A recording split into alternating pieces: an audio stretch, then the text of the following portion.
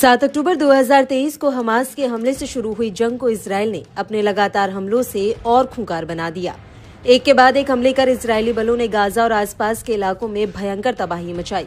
इसी के साथ ही जंग में इजरायल के खिलाफ कई प्रॉक्सी गुटों ने जंग छेड़ दी, जिसके फिलिस्तीन के प्रतिरोधी गुट के हमले, लाल सागर से हूतियों का हमला और उत्तरी इजरायल के इलाकों पर हिजबुल्लाह के लगातार अटैक ने पूरे मिडिल ईस्ट को जंगी मैदान में तब्दील कर दिया। जंग के शुरुआती दौर में इजरायली फौज जितनी तेजी से आगे बढ़ रही थी, अब उसे उतनी ही मुश्किलों का सामना करना पड़ रहा है। इस जंग में जितना इजरायली फौज ने इन संगठनों के लीडर्स और कमांडरों को ढेर किया, उससे उसकी दुश्मनी इस्लामिक देशों से बढ़ती ही चली गई।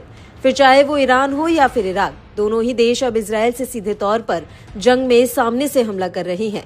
इसी कड़ी में एक ऐसी खबर सामने आई है जिसने इजरायल की टेंशन को बढ़ा दिया है।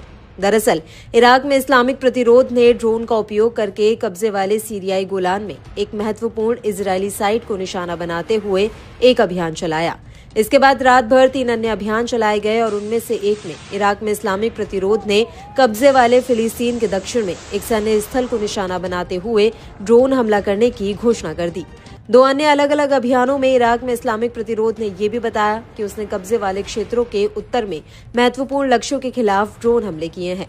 बाद में दिन में प्रतिरोध समूह ने अपने 5वें अभियान की घोषणा की, जिसमें कहा गया कि उसके लड़ाकों ने कब्जे वाले गोलान में एक महत्वपूर्ण लक्ष्य को निशाना बनाया। प्रतिरोध के बयानों के मुताबिक अभियान कब्जे के खिलाफ उनके चल रहे प्रतिरोध और फिलिस्तीन और लेबनान के लोगों के साथ एकजुटता के साथ साथ बच्चों, महिलाओं, बुजुर्गों सहित नागरिकों के खिलाफ कब्जे वाले बलों द्वारा किए गए नरसंहारों के जवाब में है।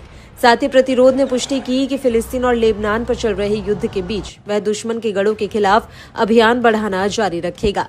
इराक में इस्लामिक प्रतिरोध ने इजरायल के खिलाफ अभियान की घोषणा की और अपने धार्मिक कर्तव्यों को पूरा करने और गाजा और लेबनान में नागरिकों के चल रहे रक्तपात के जवाब में इराक में इस्लामिक प्रतिरोध सरिया अवलिया अल-दम के लड़ाकों ने 30 अक्टूबर 2024 को एक विशेष ड्रोन अभियान चलाया।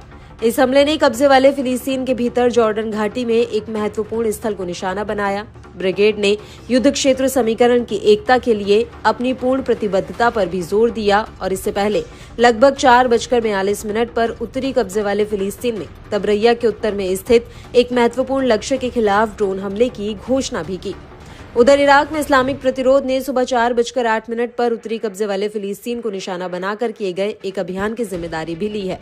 अपने बयान में इराक में इस्लामिक प्रतिरोध ने इजरायल के कब्जे का विरोध करने में अपने रुख की पुष्टि की और फिलिस्तीन और लेबनान के साथ एकजुटता को दर्शाया।